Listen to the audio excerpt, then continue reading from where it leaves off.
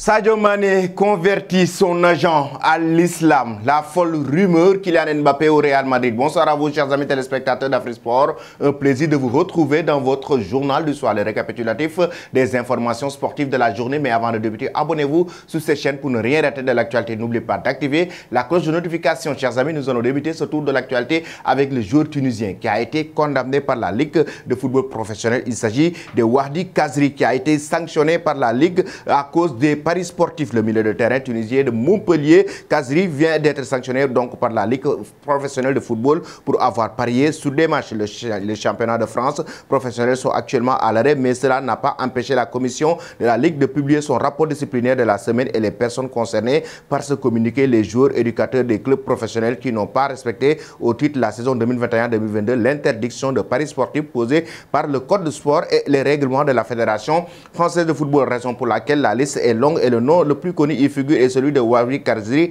le joueur de Montpellier. Pour avoir enfreint le règlement, l'international tunisien s'est vu infliger une amende de 3 000 €. Après cela, chers amis, nous allons parler du Paris Saint-Germain. Leandro Paredes, le joueur qui a évolué du côté de la vieille dame de la Juventus de Turin est de retour au sein du club de la capitale française. La Juventus de Turin de Paredes avec le maillot, la Juventus de Turin et Leandro Paredes avec le maillot de la vieille dame est donc terminé. Le milieu de terrain argentin revient au Paris Saint-Germain après la saison en prêt avec le maillot des Bianconeri. Leandro Paredes aura disputé 35 rencontres et inscrit un but avec cette équipe de la vieille dame. Il faut rappeler que cette même année, Paredes a remporté la Coupe du Monde Qatar 2022 avec l'Albiceleste de l'Argentine. Ensuite, chers amis, nous allons parler maintenant du Paris Saint-Germain toujours, mais cette fois-ci du joueur Hernandez. Lucas, actuellement, les négociations en cours avec le Bayern de Munich pour décrocher le joueur français. Et oui, c'est l'information qui a été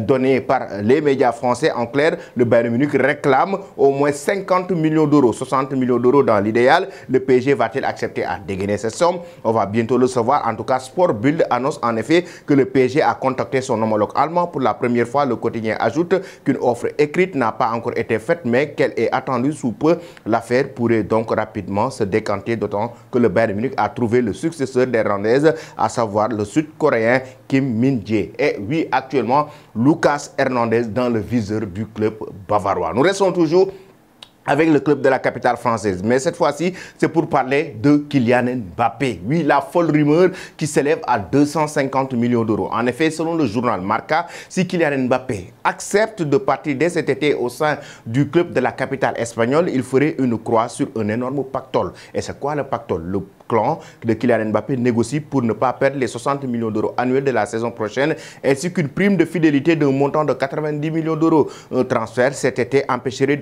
donc Mbappé de toucher 150 millions d'euros, une somme stratosphérique que le joueur ne veut pas manquer, et son comportement déçoit visiblement le Qatar qui ne s'attendait pas à cela de la part de son joueur. Et toujours selon les indiscrétions du journal Marca qui donne ses exclusivités, ses informations, le plan de Kylian Mbappé est simple, c'est rester cette saison pour toucher les 150 millions d'euros pour signer libre le 1er janvier du côté du Real Madrid et négocier une prime de transfert qui serait d'environ 100 à 125 millions d'euros que Florentino Pérez devrait dégainer. Cette somme avait été négociée l'année dernière avec Florentino Pérez et cela serait considéré comme une récompense pour avoir réussi à quitter librement le Paris Saint-Germain. C'est l'information qui a été donnée en tout cas par le quotidien Marca. Que pensez-vous, chers amis, de cette situation? Kylian Mbappé doit-il rejoindre le Real Madrid ou doit-il rester au sein du Paris Saint-Germain? Donnez vos avis en commentaire. Et nous allons terminer notre journal du soir avec la star du Bayern Munich. Il s'agit de Sadio Mané qui pose encore une fois un acte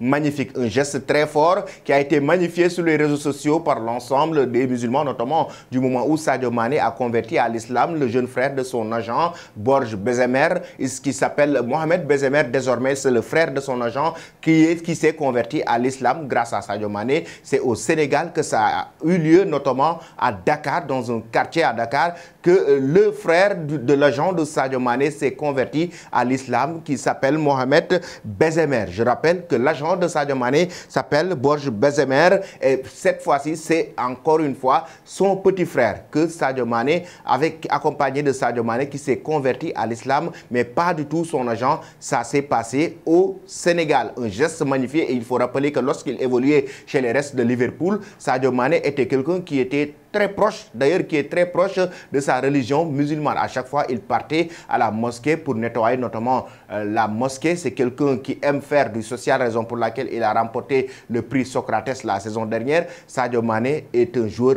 aimé par le monde du football et en dehors du monde du football. Toi qui me suis et qui t'es pas encore abonné, c'est le moment de le faire et n'oublie pas d'activer la cloche de notification. Merci et très bonne soirée.